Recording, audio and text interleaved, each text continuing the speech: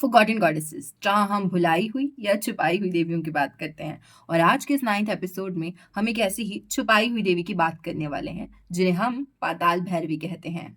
सदियों से छुपाई हुई देवी पाताल भैरवी को मान्यता इसी युग में मिली है, क्योंकि वैसे तो इनकी साधनाएं, आराधनाएं और विद्याएं चिरकाल से तांत्रिकों और अघोरियों के बीच में हैं, पर इनके मोस्ट ऑफ द मंदिर मॉडर्न एज में ही बनाए गए हैं।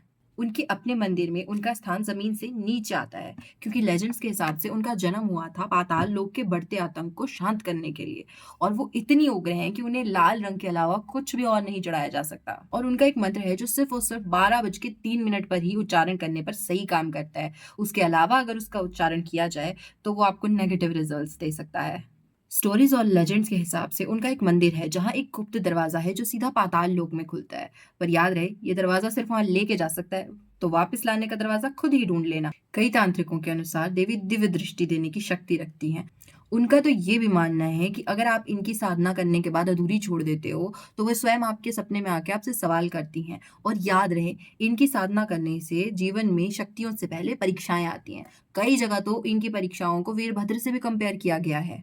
देवी को दिक्पालनी कहा गया है, अर्थात चारों दिशाओं को नियंत्रण में करने वाली। और हाँ, देवी की आराधना और साधना दोनों ही रात के अंधेरे में किए जाती हैं। वो कमजोर दिल वालों के लिए नहीं है। अगर उन्हें पाना है तो सबसे पहले अपने अंधकार पे विजय पानी होगी। तो क्या आपके पास भी कोई ऐसी लेसन नोन गॉडेस है जिनके बारे में हमें जान के बहुत खुशी होगी? तो प्लीज कमेंट सेक्शन में उनका नाम बता दीजिएगा। और हाँ, make sure you share this reel because she deserves to be known.